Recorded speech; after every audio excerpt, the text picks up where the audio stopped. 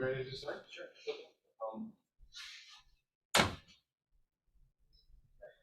So we're very happy to have Sangmin Choi from CNRS from Paris, and he will tell us about holography from singular supertranslations on the black hole horizon.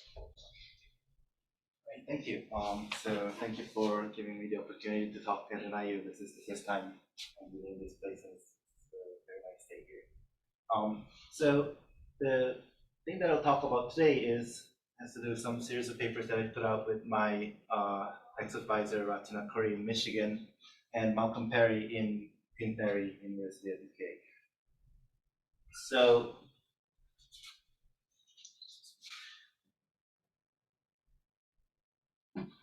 it's a quick roadmap of what we'll see in the talk today.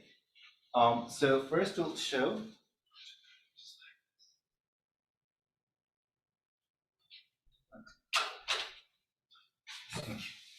okay, so we'll first see that the algebra of standard and dual supertranslation on the black hole horizon has a central term in the presence of singularities.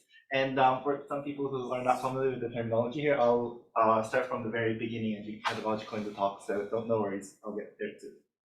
So after we see that, we'll show that we can recover the asymptotic symmetry algebra and remove the central term by introducing a particular Chern-Simons theory on the horizon. And this Chern-Simons theory has the right asymptotic symmetry generators whose algebra is exactly cancelled the central term. And this is indicative of new degrees of freedom on the horizon should they want to preserve the asymptotic symmetries of gravity on the horizon. So the talk will consist of largely in two parts. I'll spend the first half of the talk by reviewing some materials that are needed to discuss my point, which comes in the main story in the latter half of the talk. So in the reviews, I'll talk about how PMS symmetries, in particular PMS supertranslation, comes about in asymptotically flat spacetimes. And then I'll discuss a bit about the extension of this analysis to the presence of a black hole. And then I'll talk about the dual supertranslation, which has been developed a little bit later than supertranslation. So here we go. Our starting point is the good old flat spacetime. So we have the 4D Minkowski metric in the familiar coordinates, and if we want to study stuff at the future null infinity, so here's the Penrose diagram of Minkowski spacetime. Here, scry plus is the future null infinity, scry minus is the past null infinity. So if you want to go to scry plus, then the right coordinates to use is the retarded time. And on the past null infinity, there's the advanced time v, and in these coordinates, the Minkowski metric of this. And notice that we used a complex coordinate z to parameterize the angular components. This is the stereographical coordinates, which projects a unit sphere in the familiar theta phi coordinates to the complex plane. And in these CZ bar coordinates, the unit sphere metric takes the following form. So Minkowski metric, as we all know, has the isometry group, which is a Poincare, and this is comprised of the Lorentz transformations and space-time translations. Now, this is all good, but the problem is we can't do much with just Minkowski spacetime. General relativity tells us that once we put anything on the spacetime, this deforms space. And you can also think of quantum theories where there's quantum fluctuations of the metric. In that case, we no longer have just the flat metric. So can we do better? And the answer to that comes from asymptotically flat spacetime. So what we mean by asymptotically flat is that we consider geometries which are very well approximated by the flat metric when we step far away from any sources. So for example, near scry plus. You could do similar analysis on scry minus. It's quite analogous, there's some sign changes, but we'll focus on scry plus for concreteness. So we want to use coordinates like the retarded time u, the radius r, and then the angle z, just like Minkowski in this asymptotic flat space. So we need to quote unquote fix some gauge. And what conditions we impose is that the time component, we want light rays to travel along constant u trajectories. So we want u to be a null coordinate. So that's the condition in u. For r, we want this coordinate to behave something like the radius. So constant r surfaces, spheres, we want this to be exactly proportional to r squared. In the angles, we want a light ray that was emitted from the origin, r equals 0, to travel along constant angles. So these are 4 conditions that we impose on the coordinates. And if you write these in terms of the metric, what this turns out to be is some gauge condition. There's 4 equations. It fixes 3 components of the metric to be 0. Here, like by capital Latin letters, denote the angular variables. And there's a condition on the determinant of the 2-dimensional metric in the angles. And these conditions are referred to as the boundary gauge conditions. Now, we have these set of gauge conditions, and we want these to be asymptotically flat, meaning that if we take r to infinity, we want the metric to asymptote to the Minkowski metric. Now, if we plug these 2 conditions in to the vacuum Einstein equations, it spits out a set of coordinates called the boundary coordinates, and it takes the following form. So you see that in the limit where r goes to infinity, we recover the Minkowski metric, but there are corrections in 1 over r, powers of 1 over r's. So you can see that there's the boundary mass aspect. In case if you have a black hole of a constant mass, the mass will be sitting here. There are some corrections to other components as well, but the one that will be of our interest would be this tensor CAB, which is called the shear tensor. So is everything clear into this? Yeah. If you have any questions, please just interrupt me. Can you always pick this coordinates? Sorry? This body gauge. Yes. Can you always pick such coordinates? Can you always speak of like if you have, for instance, sun, light rays can intersect at the focal point. Yes. So in this sense, it would have some problems. Oh, so that whatever goes in the bulk, we don't really. So you do impose these conditions at infinity. Yeah. So this coordinate only has to do with those. Okay. So even in the bulk, it might not even be flat. So okay. So we write out the previous metric such that the first line is the Minkowski, and then there's corrections in the second line. Remember that there was a determinant condition on the metric. What that amounts to in these components is that the C tensor, the shear tensor, is traceless, and in the complex CZ bar coordinates, that amounts to saying that C only has holomorphic or anti-holomorphic components. There's no CZ bar component for the shear. Now, if you ask what are the coordinate transformations that preserve the structure of the metric, so you're not asking for isometries. It can change the metric, but we want the transformation to map one of these metrics to another one of these 4. And the idea when this was first studied by these authors in the 60s was that they expected something like Poincaré to show up. But what they ended up having was not Poincaré, it was something larger, and this is now referred to as the BMS group. Yes? The last 2 terms will not, if r goes to infinity, yes. These are not. Yes, so that is because I am using a dimensionless coordinate z here. So if you write these as, for example, like x, y, and z, this will be like, there should be an r multiplying the z to make it the dimension of a length. And that makes 1 over r factor coming from. So yeah, these are just an artifact of Okay, so the BMS group, it turns out, is the Lorentz group plus not translation, but supertranslation. So in particular, this is not Poincare. So what is supertranslation? This is a transformation that generalizes the space-time translations. And it is parameterized by a function on the sphere. So if you think of like smooth functions, you can usually write it in spherical harmonics. So in particular, that means there's an infinite number of supertranslation generators. Now, the 4 lowest harmonics you can show reproduces the space-time translations. So this BMS group really includes Lorentz transformation and space-time translations, but there's far more generators than what we had in Poincare. Yes. Maybe a question related to what Fedor was asking before. So this diffeomorphism, which you clearly define, Yes. in the asymptotic region, do they extend to well-defined vector fields on the entire space-time?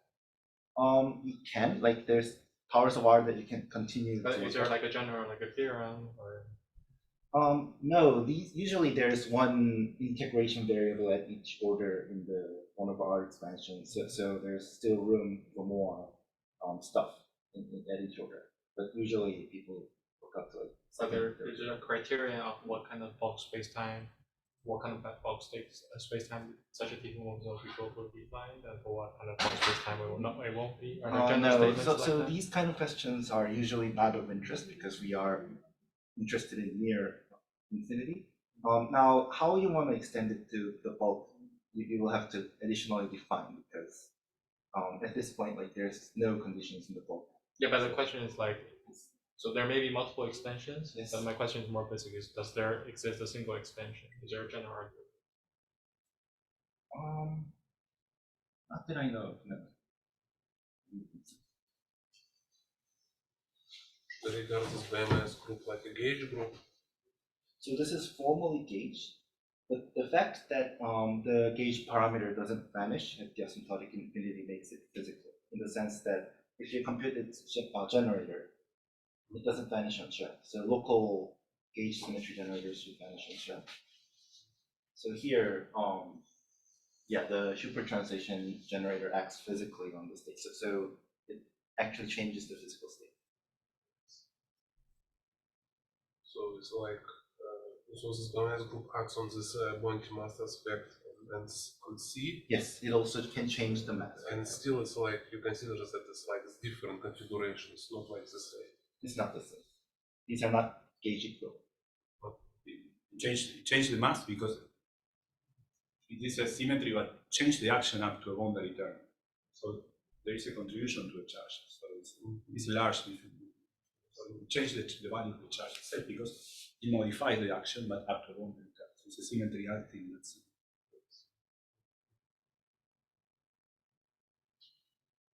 Okay. So that was generalizing translations. You can also generalize the Lorentz transformations. So here in this language, Lorentz transformation amounts to a vector when written in terms of the ZZ bar components, ZZ bar coordinates. The six Lorentz generators correspond to 1 z squared and its complex conjugates. So you can easily think, well, can we consider more vector fields that are probably not globally well-defined, but locally well-defined? So Z cubed, 4th, and so on. And if you include those, you also have to include 1 over z squared. And if you extend the Lorentz transformations to include more of those generators, that amounts to what is called the superrotation. And if you now have superrotations into the algebra, this is referred to as either extended BMS group or the generalized BMS. Can I make a question? Yes. This is not the largest thing you can do, no? Because instead of superrotation, you can make the full diffeomorphism of S2 on yes. on S2, right? Yes. So yes, the reason there's 2 names here is because there are different ways to generalize it, and as you said, when you do it to diff S2, I think it was called generalized, or the other way. I don't exactly remember which. The people referring to extended generalized are different things. Yeah, so diff S2 and Virasoro, there's two possibilities. There's some study now you have to be careful because like the charges might not be finite. And I think for diff S2, in general the superrotation charges are not finite. For Virasoro they are, but yeah, so this is still what to do. So yes, so there are different ways to do this extension. But for the talk, I'll mostly be focusing on supertranslation. So yeah, this is fun. So being a formal diffeomorphism, there's a vector field that generates supertranslation, and you can see that it has components parametrized by function f on the sphere. And here, capital D, I will use to denote covariant derivative on this unit sphere. Right, so supertranslation acts non-trivially on the Cauchy data. So by Cauchy data, I mean the metric components that define the asymptotic equivalent space. And for example, the shear is shifted if we act on it with a supertranslation. And this is the different metrics that are quote unquote diffeomorphic by a supertranslation are not gauge equivalent. They are actually physically distinct geometries. And in that sense, supertranslation is a large diffeomorphism. So it is not a gauge redundancy. Right, and there is a formal way to compute these generators of asymptotic symmetries. It's called the covariant phase space formalism. You have an action, you go through this mill of computing the charges, and for supertranslation, it spits out the charge that has the following form. It's an integral over some two sphere at the boundary of future non-infinity.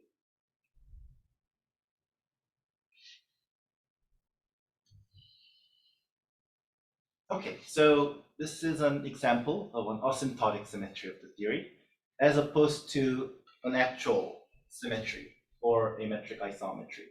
So an actual symmetry of the theory has a charge that is conserved. And what I mean by that is the value of that charge, when you compute it on a Cauchy slice, it doesn't matter which Cauchy slice you use to compute the charges. So in that sense, this is independent of time. Supertranslation, this charge is not conserved in this sense. But nonetheless, people talk about conservation of superrotation charges, and it comes in a different context. So because it is an asymptotic symmetry, it doesn't have a charge that is independent of time, but rather its value on the most distant past Cauchy slice, which includes Chern-Simons, is equal to its value at the most distant future slice. So if we had the Penrose diagram, the only charges that make sense of supertranslation would be the one that is computed at Chern-Simons and the one that is computed at Chern+. And those charges in particular have the same value. And because of this, if we now think of a theory of gravity, quantum theory of gravity, like perturbative quantum gravity around flat spacetime, for example, then we would have an S matrix. The asymptotic states of this scattering problem would lie on these infinitely far away Cauchy slices, and therefore this supertranslation would be a symmetry of the S matrix. And by that I mean the charge, supertranslation charge, commutes with the S matrix. And it is in this sense that people talk about conservation of charges of asymptotic symmetries. And its generator, Q, is non-vanishing on shell, so it is physical. And this is to be contrasted with local gauge symmetries, which are redundancies of the theory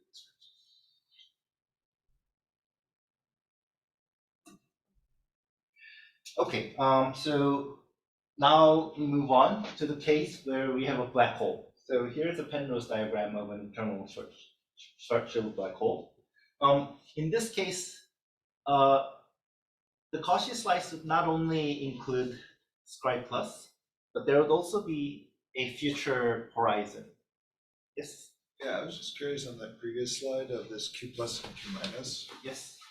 Is there any way to like, yeah, do some sort of like, can you extend this matching to some like small distance away from the asymptotic boundary at all? Like, can you correct it somehow? The problem is these analyses are usually done in one of our power series. Yeah, that's what. Yeah, and the problem is, however long you extend the power series, like let's say you did it to like 50th order. If you still cut it, then this is only valid to exactly at the limit, right? You need Sure, the full but series. just even as a even as a formal power, like as like a power series, could you correct it to make it true as a power series? Yeah, I wouldn't know how to do such analysis because by the nature of power series, unless you have the full thing, you cannot extend even to like infinitesimal or into the bulk. There might be like other ways to do this analysis. Like, It's not clear. I guess my question is: it clear that you can even do it in as a power series? Even? Yes. So So yeah, there are like Supertranslation also. You can write in terms of 1/r. So the vector field that I showed you was the leading vector in the 1/r series. There are subleading ones, which will give you subleading supertranslation charges. You could work those out to other orders, other powers of 1/r. But I wouldn't know like what those mean. There are some work that argue that you can use those subleading supertranslation charges and also subleading superrotation charges to recover like Einstein equations. But I'm not sure how far that can go. You somehow use those subleading supertranslations to correct the definition of these charges? Or these are different charges for different symmetries? I'm asking, I guess, more so if you can correct the definition of what these charges are. Right, because as I go to R, there's some limit where the difference. Oh yeah, so there are corrections in powers of 1/r. Yes. But the physical meaning of those is less clear. Like the leading one, for example, if you write this equate the conservation of charge equation, this actually amounts to the Weinberg-Stoff theorem for gravitons, which is not. This was shown by Strominger and his group in 2015. But for other charges, like should they be conserved? Like, does it have to satisfy some equations of this sort? In the sense that should this equation be corrected? Yeah, I am not sure. Like in the scattering theory, like it's the limit states are the only ones that make sense. But maybe there's some interesting question physics there. So, yeah, this has been largely unexplored.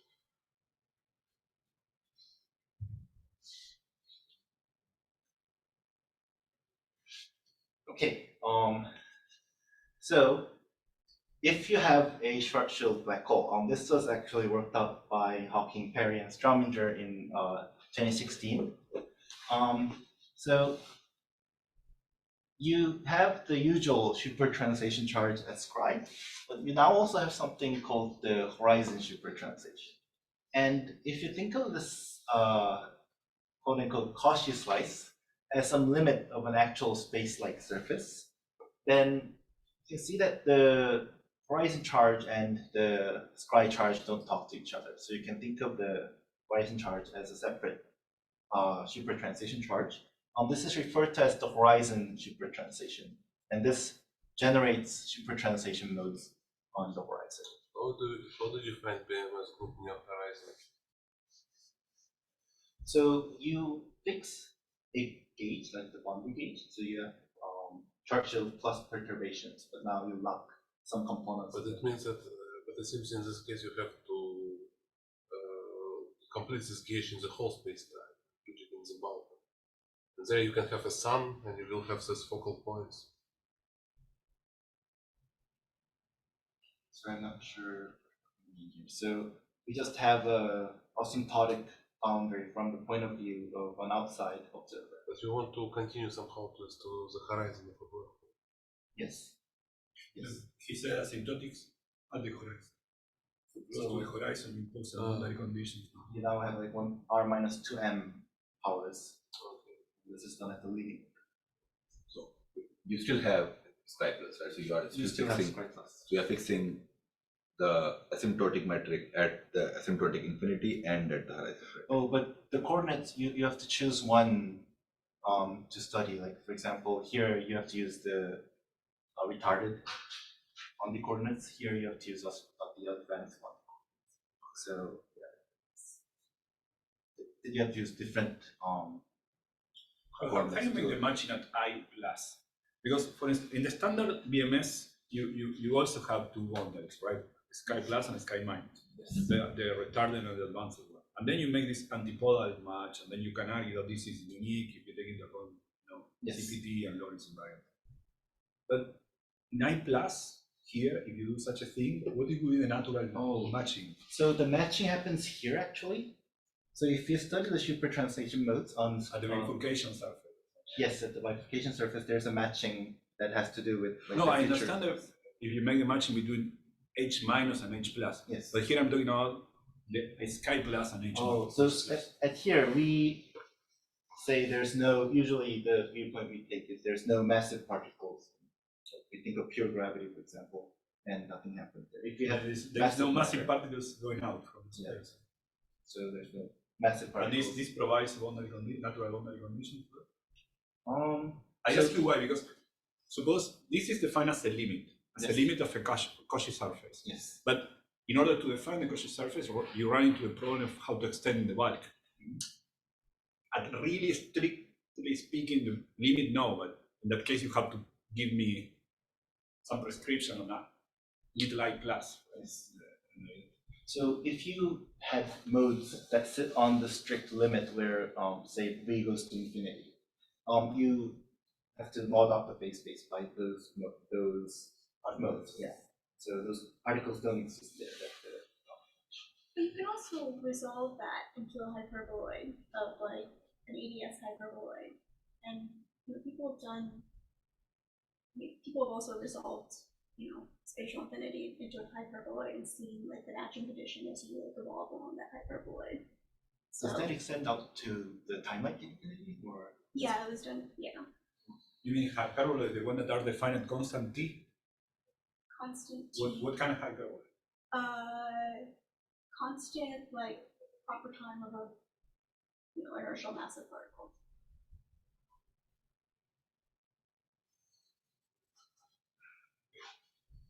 What if you don't have an eternal black hole? You have collapsing star? Or evaporating matter. Evaporating black hole. Or about collapsing star? Let's start with it. I am inclined to say that it evaporates at some point and then you just don't trust anything that goes on here. But frankly speaking, I don't know how people say this. Conceptual question about Yes. massive particles again. So like in the typical story, they can only exit at the top, Yes. but here they can also exit anywhere on the left. So No. They maybe always exit at the top, or For the they short go side? into the black hole. that's what I mean. They can exit along anywhere along. Right. Here so usually if a particle goes into the black hole, Yeah. they carry some graviton mode with them. That sort of adds up. That actually shows up as a supertranslation mode on the horizon. So if you had a black hole that didn't have anything and something that had a particle fall in, those two would differ by a supertranslation mode on that spot where the particle fell in. But for the talk, I won't think of any particles inside. I'll just think of pure gravity. But yeah, there are some interesting dynamics happening when you think of particles that go into the black hole. And actually, one of the motivations of the authors studying this was to see if these supertranslation modes can help recover information about the particles that fell in. But I think at this point, just supertranslation doesn't seem to be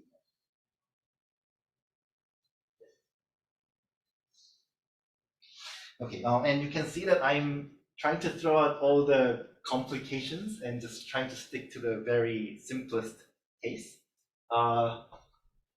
Yeah, so what we have here is we have a short-shelled black hole in the background, and we are thinking of perturbative quantum gravity around a fixed background. So if you ask, like, oh, what happens if the horizon shifts? Like, those scenarios are, for us, out of the question. Those will incur some more complications, which probably can be resolved. But we want to stick to the simplest case to show how a central term in an algebra can be cancelled. So there's room for improvements here. So because there's a supertranslation chart on the horizon, there are modes. There's a phase space living on the horizon, and this is possible. This wouldn't make sense in full quantum gravity, like modes sitting on the horizon. Like horizon is not a special thing in actual fluctuating gravity, but here you're really thinking of the short-shell spacetime as just a fixed background. And the horizon, in this sense, is just as good an asymptotic boundary as described.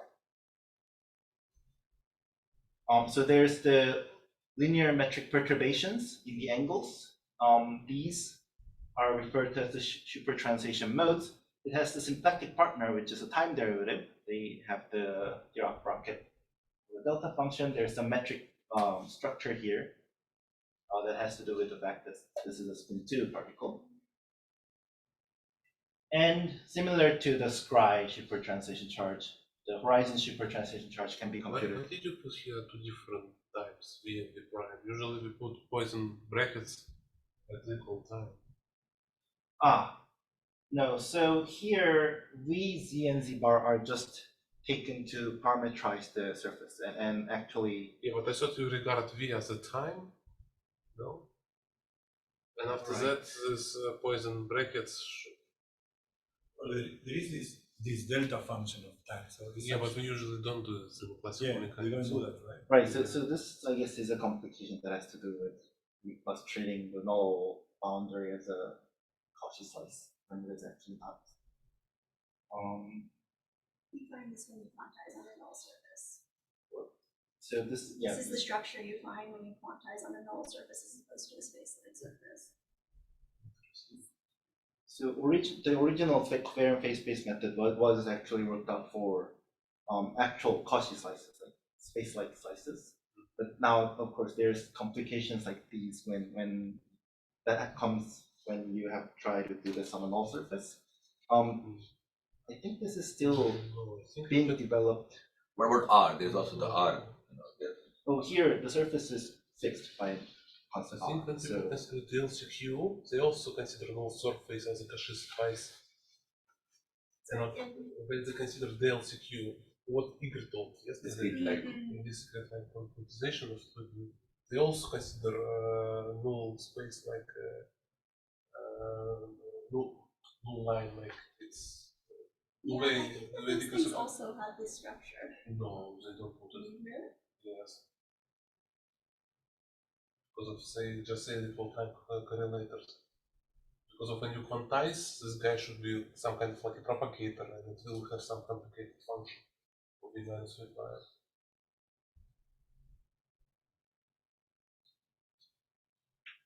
I don't know. In the GR literature, this is the standard result from quantizing on null surfaces. So this covariant phase space on a null surface, this is, I think, this was being studied by Kartik Prabhu. But also backed by Ashtekar, right? Oh, no. So actual, yeah, I guess Ashtekar was the one to write down the nodes on Scry. Did you also develop covariant phase space method on? But this is not necessarily covariant phase space, right? You're just writing down bracket. Oh no, these kind of sure. Yeah. So I heard 1-2 years back where there were some people, including Kartik Prabhu, who was looking at covariant phase space method on null surfaces, and the claim was that if you do it properly, you don't see supertranslation nodes on the horizon. And then there was Bob Wald and his student who was saying no, the method that they use projects out the horizon modes which should be there. And there's other right ways to do it, but I'm not sure if this has been resolved. Yeah, but this September, I heard from Balbal's student that this still has not been resolved. Yeah, so here, yeah, we are just treating this null slice as if it was a Cauchy slice, and in that case, what happens is the R coordinate acts like a constant R slice acts like a constant T slice, and here at the time just sits here, and there's a delta function if you compute the modes on this slice. But so this V is not a time in this picture. It is, but it just acts differently from the usual space-like slices. And this is not just for gravity, it's also like for QED. You have V derivatives which have V delta functions.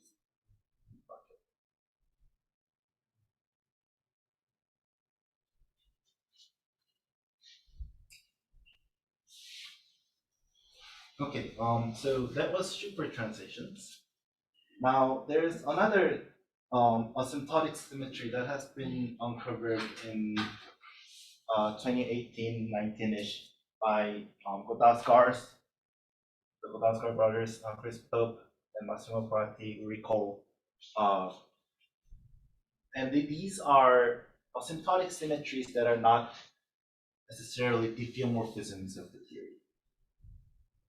So the question you can ask is, are there transformations on the asymptotically flat metric that you can make such that those transformations always map a solution to the other? And one of such transformations is referred to as the dual supertranslation. And this is like the imaginary counterpart of superrotation, in the sense that you can write the supertranslation charge in terms of a complex file scalar component, at least its coefficient at the leading order in 1 over R. And the dual supertranslation charge is just the imaginary part of the file scalar. And it is now understood that dual supertranslation is like the magnetic dual. So Weyl scalar means a scalar component of the Weyl tensor, or scalar you put? There's like four scalars that Weyl scalars that you have. Like you project the components of the Weyl tensor. The one that you use in the Petrov calculation. Yes, exactly. And it falls up as like 1 over R cubed, I think. And then this is the coefficient of the leading. So it captures like a nut charge or something. Exactly, yes. So if you had a Schwarzschild black hole, the supertranslation charge would read off like the mass. If you had the top nut space, then this would read off the real part of the mass. This would read off the nut part.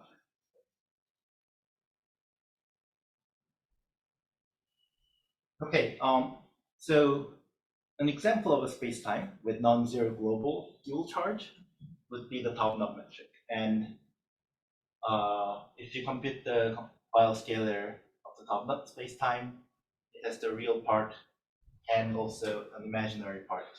The real part is called the mass, the real part is called the nut parameter. Now, this metric is now asymptotically flat. For asymptotically flat space-times, the global charge is 0, but just like we have higher modes in supertranslation, you also have higher spherical harmonics modes for the dual supertranslation, and these are not necessarily 0. So the question would be, what are the physical configurations associated with these non-zero dual supertranslation charges? There was one construction by Bob Bald and his student in 2019 that tries to artificially concoct a dust configuration that accelerates, which has some non-zero dual supertranslation charge. So this is one example where asymptotically flat metric can have a non-zero dual supertranslation charge due to some physical configuration.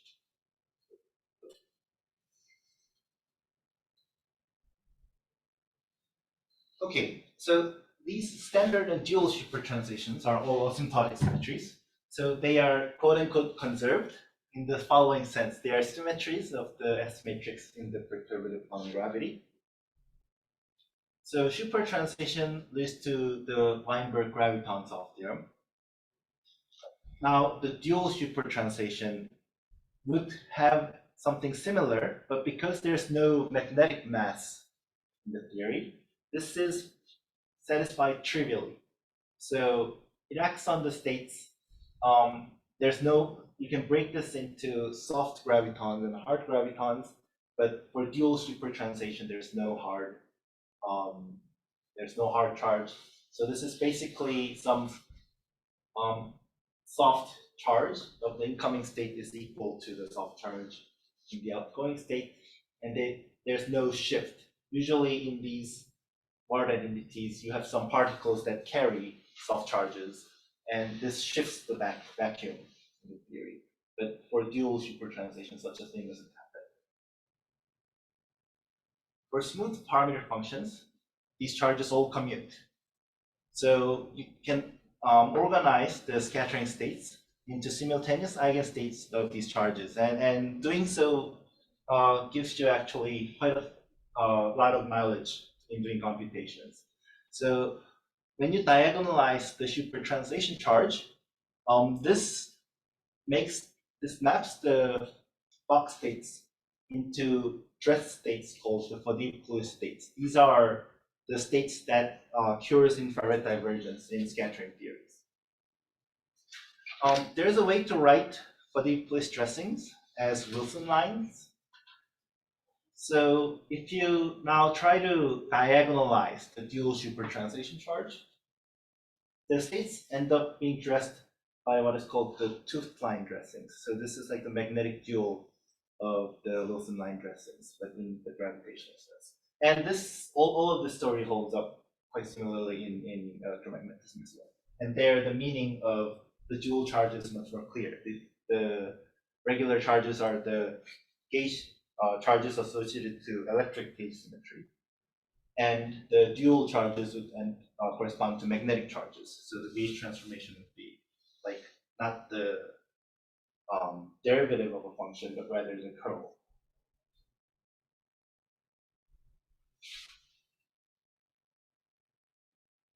Okay, so the dual supertranslation, when it was initially found, it was basically the charges were constructed on educated guesses.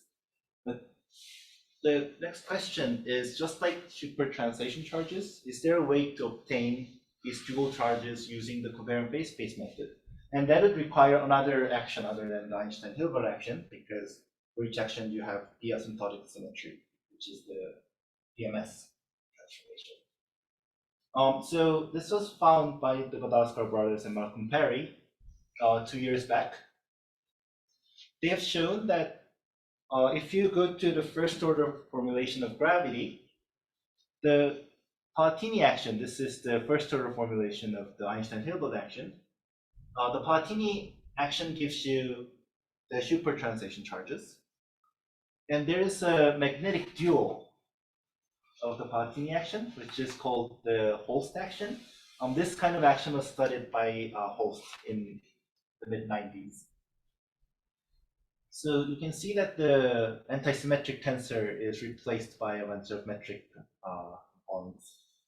And this Holst action, if you take this and go through the mill of covariant phase space formalism, you end up with exactly what was shown to be the dual supertranslation charges. And physically, the interpretation is quite clear.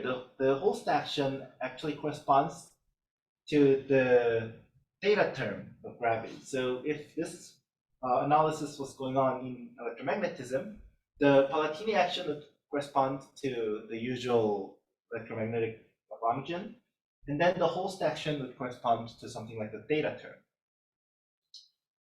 And just like the case of electromagnetism, the Holst term does not alter the equation of motion. And so a priori, there's no reason to exclude such a term in the theory.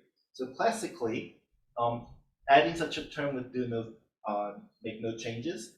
But now adding such a term changes the symplectic structure of the theory. So what happens if you had a theory of the Palatini action plus some parameter? But also the charges, no? The charges will The become charges would be on different. theta. Exactly, yes. So the gauge transformation generators would be different.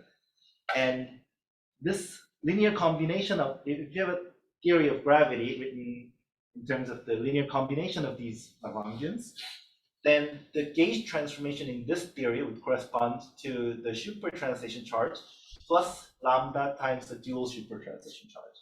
And it would have, that theory would have a different transformation interpreted as the gauge symmetry of the theory.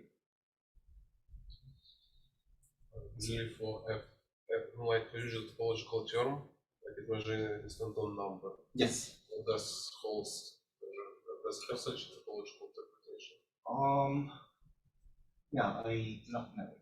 So it sure looks like there would be some interpretation of that. So, but for the computation here, we just wanted to see where this comes from. So usually what happens is we don't actually add such an action. We just stick to Palatini action and use the host action to compute the charges. Now the question is, if we just have the Palatini action, why is the charge computed from the host action on asymptotic symmetry of the theory? And it just turns out to be so. And I think the physical reason why that is so is still not clear. So for example, so if we just had a gravity of the host action, that in that theory, the dual supertranslation would be the diffeomorphisms. And the supertranslation would be some non-diffeomorphism that is still an asymptotic symmetry. So host action also gives you a Stein gravity. So if I vary with respect to omega d, I will get the same. Or you think it's topological? No, I think there should be at least some Palatini action. So this by itself doesn't give you Einstein, but it doesn't change. So for example, here, the action of the theta term wouldn't give you the equation of motion. Yeah, but it's topological. Right. So here I think something similar would happen. So you need some Palatini action to be there. Yeah, doesn't the fact that if it doesn't alter the equations in motion, doesn't that sort of indicate that it's probably a boundary term? Yeah, I guess we use that. I mean, yeah. Is that really reversely? It's just hard to see otherwise why it wouldn't alter the equations in motion. Right. And it doesn't alter the equations of motion even in the presence of matter or anything like this, or is this only a statement for classically with no? So in pure gravity, this only doesn't change things classically. If you go to quantum theory, it differs. The theory is a different theory. With matter, I am not sure if matter can change it even at the classical level. I don't think so. But I haven't checked this. Is the host action non-trivial if you evaluate on the top knot? So you're trying to see if it computes something like this. If there's a non-trivial gravitational Instant number, is the host action non-trivial? When it's the second derivative, there's certainly no topological invariant you can write in four dimensions. It's just with two derivatives. Yeah, I'm not sure. This is not something that I have. So for the talk, we will just stick to Palatini. Now the question is, if we are doing so, why do you care about the dual charge? And it turns out that even if we just think of the Einstein and Hilbert gravity, the charges are still conserved in this sense.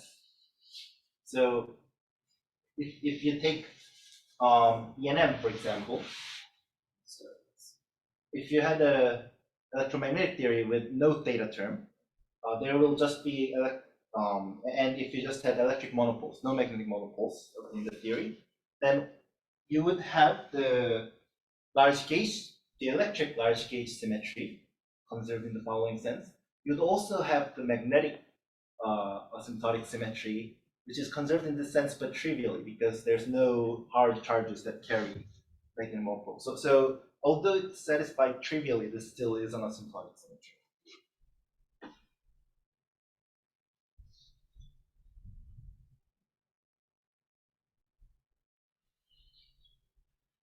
Okay, so that was the review. Now we have all the ideas. What does it mean that satisfied trivial? It means like it's a kind of Bianchi identity or something? Oh no, so that equation there, if there were hard charges, the equation is split into two, saying the Soft and hard. so soft and hard contribution would be equal.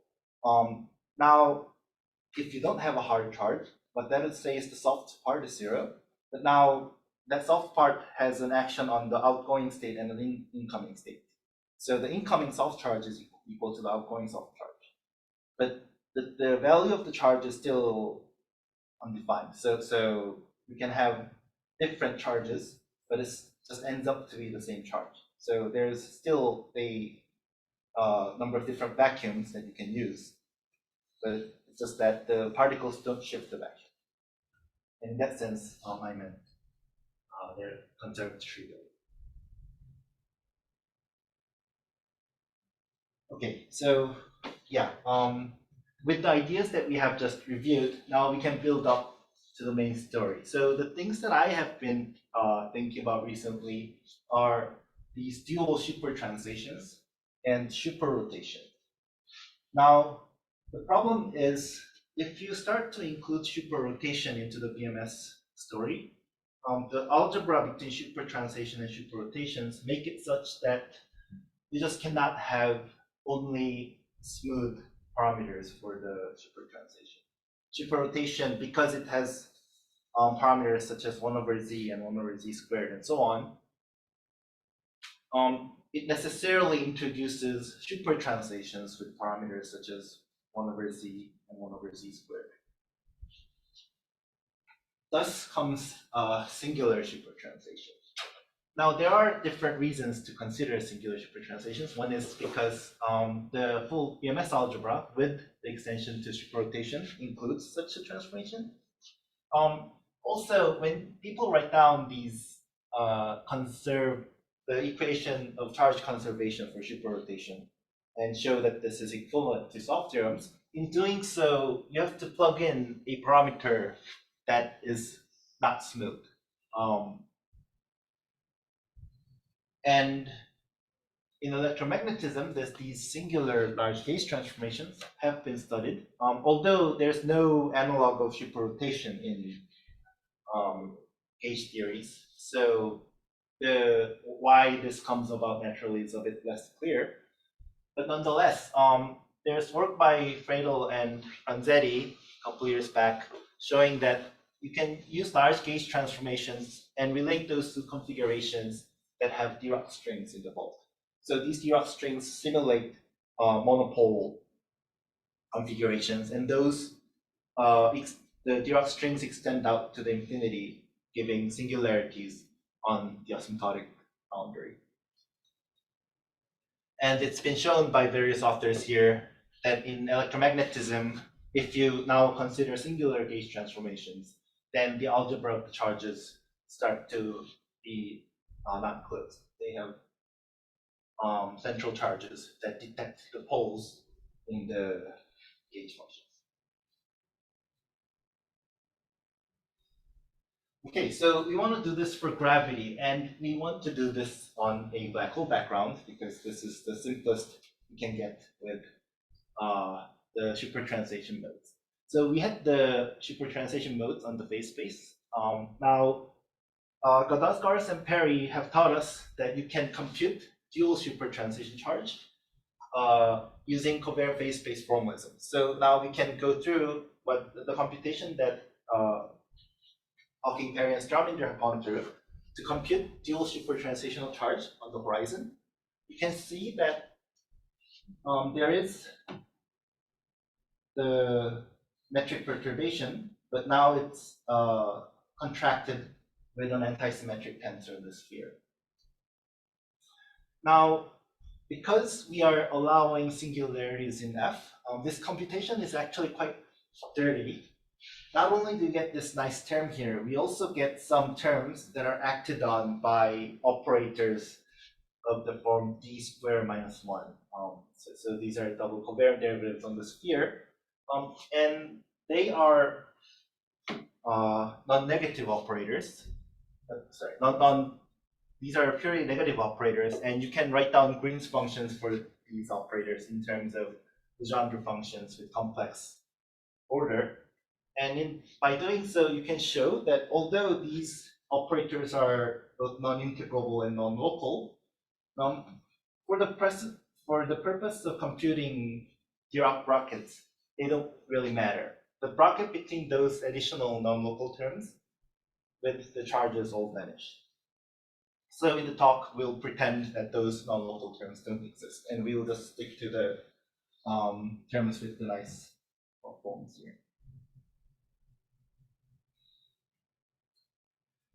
So we compute the Dirac bracket.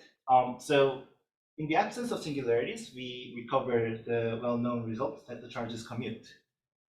Now, with singularities, they possess an anomalous algebra with a central term. So if the parameter had a pole at W, then the central term would be a triple covariant derivative of the function evaluated at the pole. Now, what does this mean?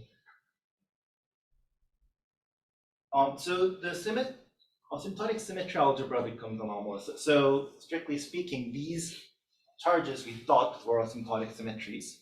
If we now extend to the possibility of singularities, which you have to do if we want to consider superposition, they are no longer symmetries of the theory. And this is still classical. Now, in the quantum theory, you can think of it as if we diagonalize the electric charge, then because it doesn't commute with the magnetic charge, you cannot simultaneously diagonalize those states with the magnetic charge. So on electric, a configuration with a definite electric charge would be a linear superposition of the definite magnetic charges and vice versa. Now, we can make this analogy more clear by organizing things such that a state of an electric charge, a singular electric charge, carries a definite magnetic charge and vice versa, instead of being a linear superposition. And we can do this by removing the central term. And this is usually done in the BMS literature by adding extra degrees of freedom to the phase space. We will also do this by putting extra degrees of freedom on the horizon. Now, we want to put a theory on the future horizon of Churchill black hole. What kind of degrees of freedom? This kind of. Yes, so we have a specific theory in mind. So we want to put a Chern-Simons theory on the horizon. But this, what would it mean? It would mean that there is some Chern-Simons describing some effective dynamics there, or you just coupling the theory? So we are basically shuffling this central term into the boundary theory. So we are just changing the picture. We are removing the central term at the expense of putting a theory on the horizon. Now, because we are not gauging this symmetry, having a central term by itself is not fatal. You could just live with it and say, we want to write down states as a representation of this algebra with the central extension. But so this is done, for example, in Brown-Hunter, where you have an ADS3 asymptotic symmetry with a central term. Now that turns out to be a Virasoro with a center. So there's a nice way to organize states into representations of that symmetry. Here, the interpretation of the central term is less clear. Perhaps you could organize things into representations of the central. This is a central term that appeared in the supertranslation. So TM is no longer zero. It's some. Oh, so supertranslation is dual supertranslation. They have a central term. So when they mix each other. Yes. And this central term, because unlike what happened in Virasoro, supertranslation here, the central term would be, you can rescale the generators and make them like a Virasoro. No, whichever number you want, right? I mean, it can be. There is no scale. For instance, in the Brown-Linot case you mentioned, C is 3L over 2G. Yes. And this is fixed, and this is dimensionless. That makes sense because you cannot absorb it by rescaling the Virasoro generators. Because the left-hand side is quadratic and the right-hand side is linear. Yes. But here you don't have such an abstraction. because the left hand side is quadratic and the right hand side is non-linear. So you can rescale your generator however you want, and then you can absorb the value of the central charge. So the value itself is not meaningful, right? Can you make it 0? No, not zero. The fact that it's The non-zero is value the only itself is formation. not really, I would agree that the value itself is not meaningful. As long as it's non-zero or, Yes, as long as it's non-zero. or changing the sign. Yeah. So, and this is kind of shown in that even if you had an opposite sign, you can still cancel it. But with a different theory. Yeah. So it will be related to the level of the Chern-Simons. Actually, that was what we were fishing for originally. Unfortunately, that's not the case. Yeah. Really? Yeah. So there are 2 levels. There's the Chern-Simons theory. There's also the magnetic version of it. There's the magnetic. So the levels of these 2 theories are related, but the Chern-Simons for what group? Oh, so we need a gravitational theory to couple it to this Bolt theory. So there's 3 studied by Whitten, and it turns out. Okay, so it's non-compact. So there's it's no non-compact. So there's no quantization of the level. So yeah, originally when we began looking at this, these are kind of the hopes that we will have a quantized level, and the value will be picked by. But this didn't happen. Okay, so we want a theory on the horizon, which is null. So we don't have that many options. Because it's null, we can't have metric dependence. And we don't want putting this theory to disturb any analysis we did in the horizon. So we need a topological theory. And the first thing we jumped on was, of course, 3D topological theory. We done the Chern-Simons theory. But we need a gravitational theory to couple it to the GR that we had in 4D. So we went to this Whitten's analysis in the 80s, where he studies 3 Chern-Simons theories that are 3-dimensional theories of gravity. And here we picked SL2C. There are 2 other options. There's ISO 2,1. There's also SO 2,2. It has to do, which theory you need has to do with the curvature of the section on the horizon. So here, the section of the horizon is a sphere. So in that case, the theory has to be SL2C. There's no other options. If it was flat, we would have the ISO group. If it was negative, we would have the SO2, 2 of AS2. So yes, we have a SL2C Chern-Simons theory on the horizon. Now the 6 generators are broken into the VL-bind and the spin connection. And we have the invariant quadratic form, which is the trace in the matrix representation of the group. And the generators satisfy the Lie algebra of the SL2C.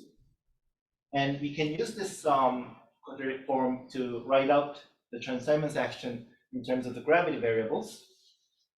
And that gives us a gravity theory in 3D. We put that action into the middle of covariant phase space formalism to obtain the asymptotic symmetry of this theory. So this can I ask you something? Yes. Why Chern-Simons? You could came up with. Yes, we could do other theories, like BF theory, for example, in 3D. Why Chern-Simons? Because you had this intuition that probably was. No. We just picked the first one that we hoped would work, and it worked. So the theory by itself wouldn't be. I don't think there is a physical meaning to which theory we picked, but there should be, if we had BF theory, maybe something also worked in the sense there could be other topological theory that could have worked, and maybe those would like share some properties that is necessary. But it has to be topological. It has to be integral. Or not? It has to be topological. That was not something we considered, but it's not necessary. I mean, I don't think so. No, for example, like in the middle, why not considering Chern-Simons for a different group? Because it's not necessarily the case that it has to be one of the 3-dimensional gravity. Oh, so yeah. Or it can be, for example, like the Horn-Whitten theory, which is a Chern-Simons formulation but for conformal gravity. This is another option apart from the 3-dimensional. Yes, as long as we define a way to couple it to the theory that we were talking about before, I think it doesn't really matter. This is just Okay. you can just see this as an example of one that works. But there's no way this is unique. Okay. So SL2C, we have 6 generators, not 3. So 3 of them are diffuse. So these are, you can think of them as DMS supertranslation in 3D. There's also 3, because this is a first order formulation of 3D gravity. There's also the local Lorentz transformations. And these are like supertranslation and the standard internal transformations. But now there should also be a notion of the magnetic dual, like this dual supertranslation in this theory. Now, is there one? And yes, what Godausgaras and Perry taught us is that trying to find the dual symmetry amounts to finding a theta term in the theory. And in Witten's paper, he also discusses these magnetic duals. Among the 3 groups that I have discussed, only 2 has a magnetic dual, and SL2C is one of the 2. So the reason there's a second dual action is because there exists a second quadratic form, which is different from the one that has to do with the trace. And if we use this form to write out the action in terms of the gravity variables, we have a different action. And if we put this into the covariant phase space formalism, we get a second set of diffeomorphism and Lorentz transformations. So now we have 4 transformations. Now, diffeos have a natural action under the 4D supertranslation. So this is the way we couple this with the 4D theory. When we do supertranslation to bulk, the diffeo in the 3D acts accordingly and has the action of supertranslations projected onto the horizon. So the rho parameter under supertranslation has the following form. It's parametrized by the function f on the sphere, the same function that we had in 4D. But in addition to these, we also have the standard and dual Lorentz transformations. Now, usually the Lorentz transformations are used to recover some gauge conditions, but here we use it to make it such that there is a central term with the opposite sign. So the Lorentz transformation under supertranslation is parametrized by the function f. So we can write the Chern-Simons charges in terms of the f's. And if one had a pole, we can show that this actually has the same triple derivative with the opposite sign. So this is designed such that the charges have the same central extension with the negative sign.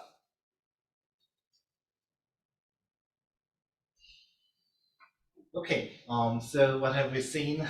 We have seen that the supertranslation charges on the black hole horizon has a central term if we now extend the parameter to have singularities.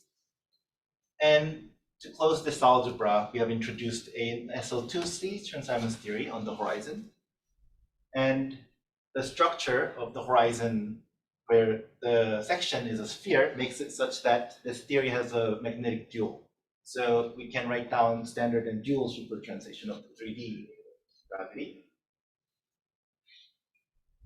And the symmetry algebra can be organized such that the central term cancels what we had in the 4D. So this means if we want to organize things, the asymptotic symmetry have a closed algebra in the presence of poles, we need extra degrees of freedom on the horizon. And I have to stress that central extension by itself is not fatal because we are not gauging this. We are just organizing things such that we are moving the central term complications that come with the central term into degrees of freedom on the horizon. If we had a nice analysis we could do with just having a central extension of the algebra, then going with that theory would be fine. But at this point, I think there's no preference in whether you have a central extension or not. Both are equally hard. All right, thank you.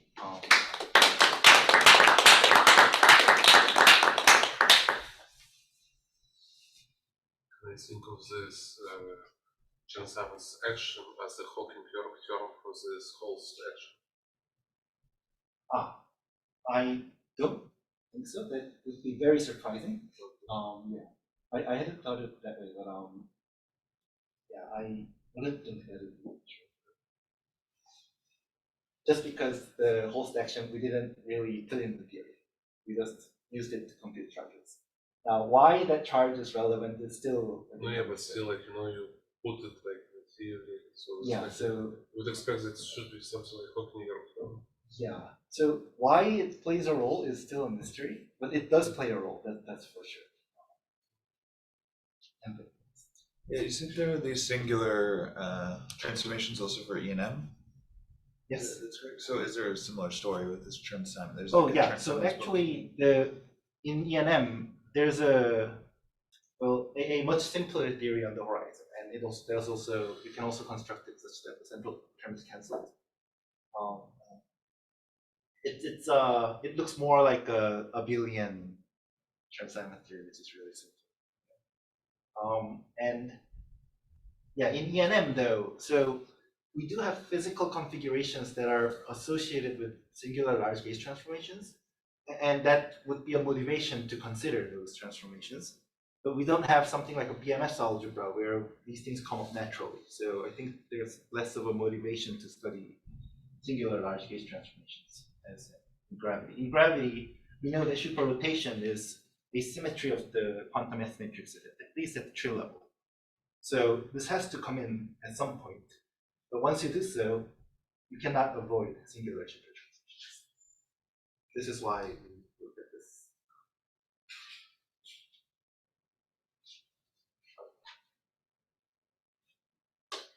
Any more questions for Sangmin?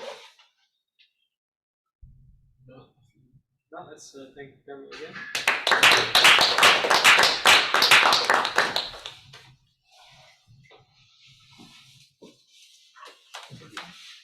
Thank you.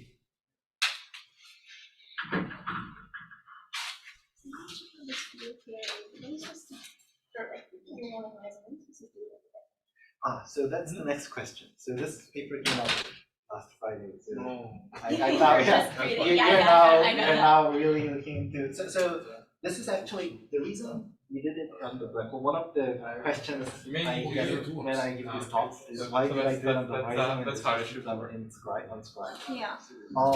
The reason is because I thought horizon was simpler because we evaluate things on the horizon. This is like evaluating things on Minkowski. But on Scry, you have not Minkowski, but asymptotically flat metrics. So there's first order perturbations around Minkowski, plus.